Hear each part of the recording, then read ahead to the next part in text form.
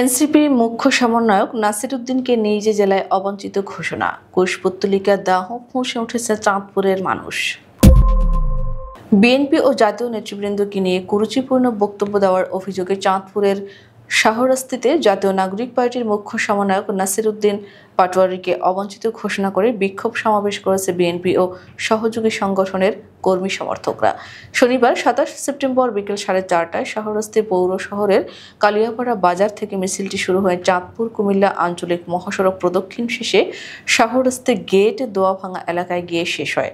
এতে বিএনপির স্থানীয় নেতাকর্মী ছাড়াও ক্ষুব্ধ জনতা অংশ নেন। সমাবেশে অংশগ্রহণকারীরা নাসির উদ্দিন পাটোয়ারিকে অবঞ্চিত ঘোষণা করেন এবং তার কুশপুত্তলিকা দাহ করেন।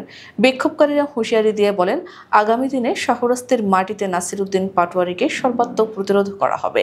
এই নাসিরের ঠিকানা শাহরাস্তিতে হবে না। আজকের বিক্ষোভ সমাবেশ থেকে তাকে অবাঞ্ছিত ঘোষণা করছে। বক্তারা অভিযোগ করেন, সম্প্রতি নাসির উদ্দিন পাটোয়ারি স্বাধীনতার ঘোষক ও বহুদলীয় গণতন্ত্রের প্রবর্তক শহীদ রাষ্ট্রপতি জিয়াউর রহমান এবং বিএনপির ভারপ্রাপ্ত চেয়ারম্যান তারেক রহমানকে নিয়ে কুরুচিপূর্ণ মন্তব্য করেছেন। তারা বলেন, জাতীয় দলের শীর্ষ নেতাদের নিয়ে এ ধরনের অবমাননাকর বক্তব্য অত্যন্ত দুঃখজনক ও নিন্দনীয়। তাদের অভিযোগ, নাসির রাজনৈতিক ভবিষ্যৎ গড়ার প্রয়াসে দায়িত্বজ্ঞানহীনভাবে বক্তব্য দিচ্ছেন। জাতীয় ইস্যুতে মত প্রকাশের নামে তিনি বিএনপি নেতাদের নিয়ে অশ্রাব্য মন্তব্য করে নিজেকে বিতর্কিত করছেন। এতে বিএনপির লাখো নেতাকর্মীর হৃদয় ক্ষতবিক্ষত হয়েছে বলে বক্তারা দাবি করেন। ভবিষ্যতে এ ধরনের উস্কানিমূলক বক্তব্য থেকে বিরত থাকার জন্য নাসিরকে সতর্ক করেন তারা।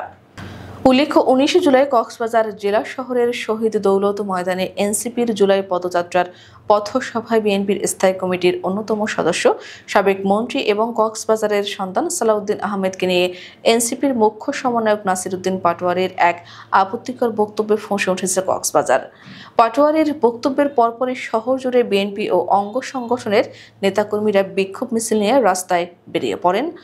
অবরোধ করা হয় সড়ক। কক্সবাজার শহর থেকে চকরিয়া পর্যন্ত কক্সবাজার চট্টগ্রাম মহাসড়কের ঈদগাঁ উপজেলা বাস স্টেশনে এবং চকরিয়া উপজেলা বাস স্টেশনে এনসিপির পৃথক পথসভা নির্ধারিত থাকলেও কোনো সভা আর করতে পারেননি এনসিপির নেতারা।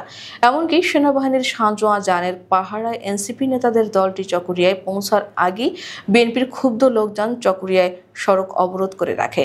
এর আগে দুপুর ১:৩০টার দিকে কক্সবাজার জেলা শহরের শহীদ দৌলত ময়দানের মঞ্চে এনসিপির মুখ্য সমন্বয়ক নাসির উদ্দিন পাটোয়ারি বিএনপি নেতা সালাউদ্দিন আহমেদের নাম উল্লেখ না করে বলেন, আওয়ামী লীগের আমলে নারায়ণগঞ্জের বিখ্যাত গডফাদার ছিল শামীম ওসমান। এখন শুনছি কক্সবাজারের নব্য গডফাদার শিলং থেকে এসেছে, ঘের দখল করছে, মানুষের জায়গা জমি দখল করছে।